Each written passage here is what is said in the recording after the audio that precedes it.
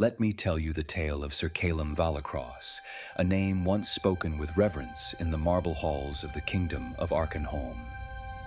His was a soul forged in honor, a beacon against the encroaching night when the kingdom's towers fell, and the skies wept darkness over the land. Yet, as the torchbearer of a lost age, he found himself at a crossroads where even virtue could lead astray.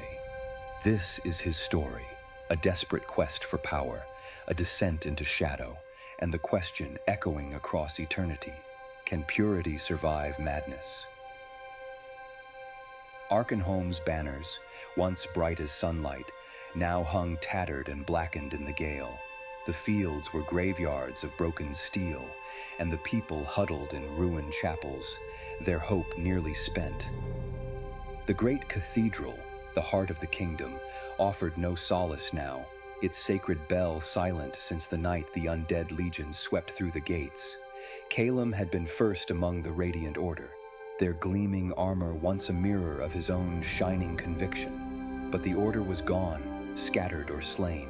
Alone, he knelt beneath a dying oak, his battered gauntlets crusted with old blood, and prayed, a whisper scraping the inside of his helm.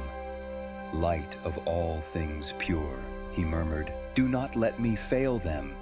But the only answer was the rasp of crows. He rose, gaunt and unshorn, face shadowed by sleepless nights. "I will not fall silent," he growled. "If righteousness cannot save us, then I will gather any power I must." Those words, born of despair, not pride, were the first crack in an adamant spirit. He sought the Black Library, rumored to lie beneath the ruins, where forbidden knowledge slithered like roots in hungry earth. Cloaked in prayers and desperation, he descended, deeper than any knight had ever braved. Each step echoed like a tolling bell, doom writ large. Stone beneath his bare feet, rot in the air, thick as syrup. Manuscripts that bled black ink at his touch, whispering, "You could save them, Caelum, if only you dared." He saw their faces, his king, his brothers in arms, his lost love. "I would trade anything to bring them back," he thought. "Even if it means damning myself." The source of forbidden wisdom was a tome bound in flayed leather, pulsing like a wounded heart. When he opened it, the pages sliced his spirit raw. The secrets seared themselves behind his eyes. Rituals for binding, for raising, for controlling darkness. His breath came harsh. "I am strong enough," he whispered. "If I lose myself, I do it for them." Days bled into nights, and sometimes he did not remember if he was dreaming or waking, his thoughts scattered. Strength is nothing if it cannot protect. Why should I fear the dark if my cause is just? He emerged from the depths hollow-eyed, a gleam in his gaze more fevered than righteous. Power curled at his fingertips, necromancy and celestial light intertwined. The old villagers averted their gaze. They spoke in hushed rumor. "He returns, but he is not the same. He healed the sick, yes, but with strange words." The crops grew, yet the roots pulsed faint with shadow. Nightly, his armor glimmered with an oil-slick sheen, light and blackness wrestling across the steel. A child once braved near, her eyes wide. "Sir Caelum, why do you cry in your sleep?" He touched her cold cheek, tears staining his gauntlet, yet his voice was hard as stone. "Because dreams are all I have left of the world I loved."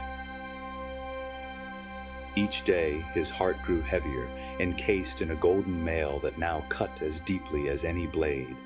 The more he saved, the more the darkness in his veins stirred, reminding him, "You broke your oath the moment you touched that book." He tried valiantly to resist. Memories of knighthood became mantras. Honor before all, mercy over wrath. But in the night, he whispered, "What honor is there in letting innocent blood spill for the sake of purity? Can a sword not be sharp and dark?" So power gathered around his shadow like a cloak. He rebuilt the stronghold, ordered the lands, banished the undead, not through prayer, but with command. Those who defied him found their wills wrenched, their knees bent. Whispers began anew. He saves us, but at what cost? Soon Caelum's decrees rang louder than hope.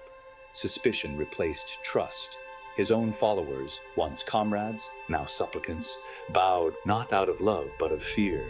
His old friend and squire, Merrick, tried to intervene. My lord, the people no longer look to you as their savior. They dread you. Caelum's eyes flashed. Would you have me do nothing while evil festers? I will force peace upon them if I must. Later, in solitude, his hands shook. Am I the tyrant then?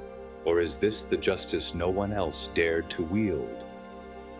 He stared long into a tarnished mirror.